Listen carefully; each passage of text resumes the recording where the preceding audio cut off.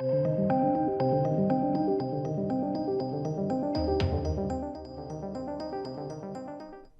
welcome to the channel, ladies and gentlemen. Welcome to the season finale review of The Mandalorian. I've got this image up here just because I don't want to give anything away until I specifically tell you spoilers ahead. Loved it. What a good episode. What a good episode. It all culminated together really well. Directed by Peyton Reed as well.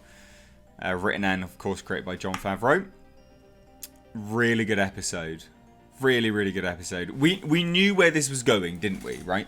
We knew, obviously, they were all going to culminate on and confronting Moff Gideon. That was pretty obvious. So it's not a spoiler. It was really, really, really good. There's so much. Well, actually, you can't talk about it without going into spoilers, to be honest. Great episode. Great end to the season. And I'm mind blown for where they're going to go. And really, really sad as well. Like, it was just all so many emotions. I can't reveal too much. But yeah, what a good episode. I think this tied itself together so very nicely. So very nicely. So if you haven't seen it and you've been online, get offline immediately because you're going to be spoiled. You are. I was on Twitter. Thanks to subscribers of mine. Cheers. But I tell you what, regardless whether you've been spoiled or not, I don't think anything's going to quite prepare you or prevent all of that being a great episode. Loved it. And to talk non-spoilers is really difficult. But there was a great score that was used towards the end of this episode, which I think was expertly done. Because they could have gone balls to the wall, really amped it up, and they didn't. They kept it really low key, and I thought it was just fantastic. The effects were great in this episode, actually. Yeah, I think the effects were some of the best all season, because they've been a bit wonky sometimes when you've gone to a planet, or just odd little moments where the effects are not quite as 100% polished as they could be. And I thought this episode was just superb. I'm looking ultra white up in here. There's a big glare there, isn't there? But it was just staggeringly good. So I can highly recommend this episode. If you haven't seen it, good God, you need to. Like, now. You need to watch it now.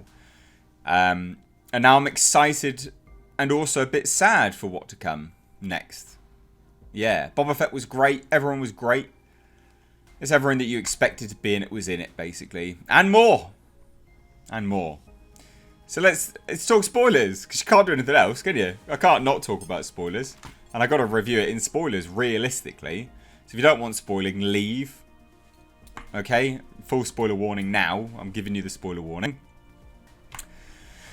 I'm not going to go balls to the wall with the main spoiler just yet, because you may not have clicked off. But I'm going to go and I'm going to talk about Boba Fett being called out as a clone. I really like that. So basically, we knew that this was all going to culminate in Din Djarin going with Boba Fett to go and get the other people of his crew, like Cara Dune. We already know that she's with them all.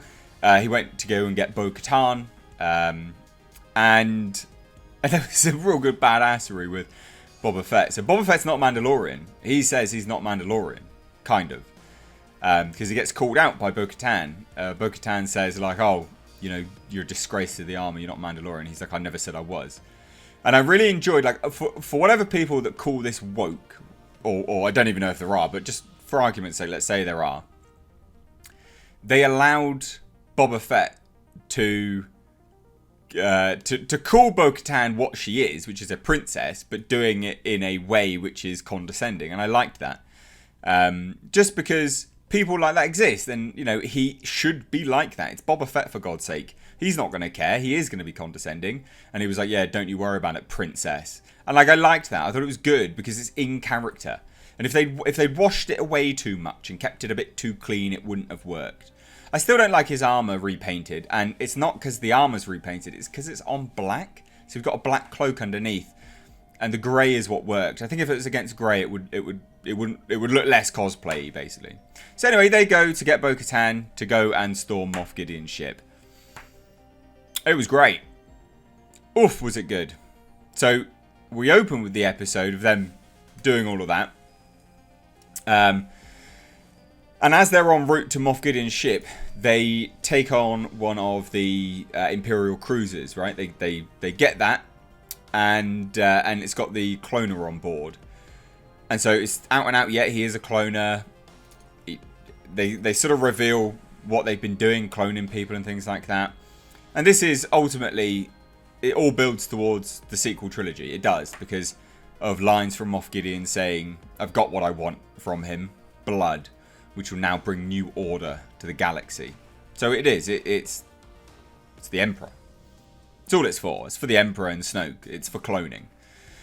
But I liked that. I would have felt that, look, ultimately, Disney were never going to... Anyone who says that they were erasing the sequel trilogy is an idiot. Like, they were never going to do that. But what I'm hoping that they do is they retroactively work in better stories to make it more appealing. That's my hope. And this is a better story which leads to it. So, it's still good. But anyway, so they storm the ship and it leads to a really touching altercation, I guess, between an Imperial officer and Cara Dune. Where he's like, I saw your planet blow up, blah, blah, blah. It's a small price to pay to rid the galaxy of terrorists. And it's touching because it shows a human side to Cara Dune, and then she just goes and kills him anyway. So, sod that, I guess. But it was good. I liked it. And then from there, they obviously storm the ship. The plan's good. They talk about how they get on the ship's interesting. So, they have to go through the loading tube, or the TIE Fighter exit tube, whatever you want to call it, and they just sort of storm their way through. They smash it through, and Boba Fett sort of disappears on this one. It was a bit of a shame, because this could have been a great occasion for Boba Fett to show his epicness again, although he did in a fight between Bo-Katan's Mandalorian friend. I liked that fight, and he showed himself to be a badass then. Showed himself to be on par with one another, but still, he's a badass.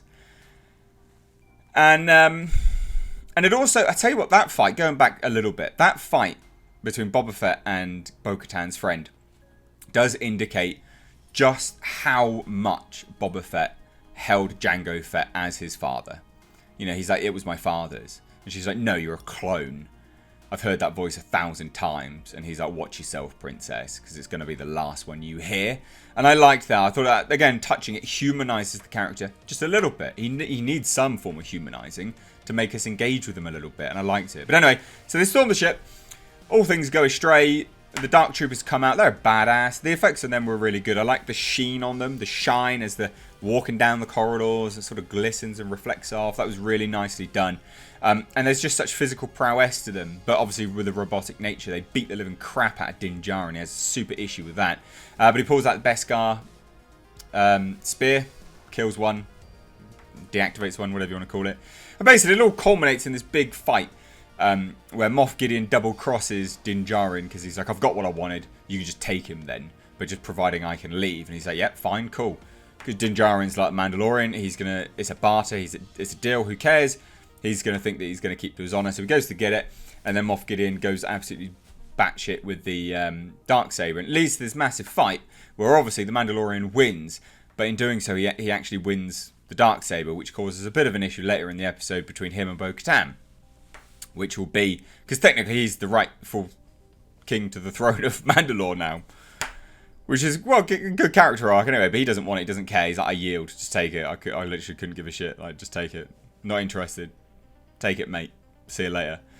But anyway, the Dark Troopers, after they've been exited out of an air hatch, and this whole thing's kind of wrapped itself up, they come back.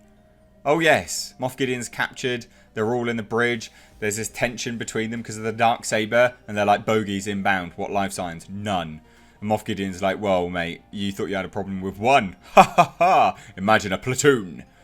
And obviously they're really worried, they close the blast doors, they seal themselves in the bridge, and the Dark Troopers come up and they start hammering into the bridge. But another thing comes in. What is it? It's an X-Wing. Who is it? It's bloody Luke Skywalker. What? With DH technology or CGI, who cares? It doesn't matter. It was really well done, actually. And this is my point about the score, which I said in the non-spoiler part, is that score that they used for him was haunting. It was so good. And you could see, you know, Din Djarin and Baby Yoda Grogu sort of looking at the monitors. Grogu knows that it's a Jedi, and he's like, yeah, that's cool. And it culminates in obviously Luke Skywalker coming aboard the bridge saying, yeah, I'll take him. And Din Djarin says he doesn't want to go. And he's like, he does. He just wants your permission. So good. So good. And it leads just to this really sad, touching, beautiful moment. Because we knew it was coming. And this is what I meant. I did this video yesterday where people were ripping on the Mandalorian by saying, oh, he keeps going against his creed. He does, because it's character building.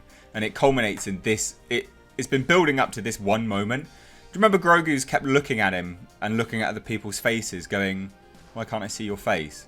Because he's never shown himself to Grogu. And he looks and he looks and he looks. And they're holding one another. And then he takes his helmet off. And he touches his face. And Pedro Pascal, the Mandalorian, starts crying. And it's just, oh, goddamn. It's such a touching moment. It's good to see Luke Skywalker back. But it's between Grogu and Din Djarin. That's what's so touching. And then obviously they leave. And that's the end of the episode. He's like, I will see you again. I promise. Beautifully done. Beautifully done. Now, I don't know where this is going to lead moving forwards. Whether the following series will cut in, as in like the other series, like Ahsoka Tano, Bo-Katan, all these kind of things.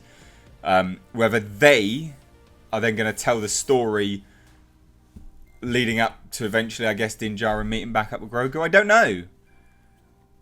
But we've got to see them again, haven't we? Surely you can't leave that untold. They're like they go together. You can't have them apart. I loved it. I thought it was really, really good. It was such a beautifully done episode and touching and sad, and makes me interested to see what the future's going to hold. We've already had announced now a Boba Fett. It's called the Book of Boba or something like that. It's a show. It's not Mandalorian Season 3, but it's another show. I don't know. What do you say to that episode? It's great. The effects, actually, of Luke Skywalker were really well done. Really, really well done. They spent a lot of money on this episode. A lot of effects. A lot of money. Quite rightly so. This is Star Wars done right. Let me know your thoughts down below. If you're new here, do hit subscribe. Thanks so much. Take care.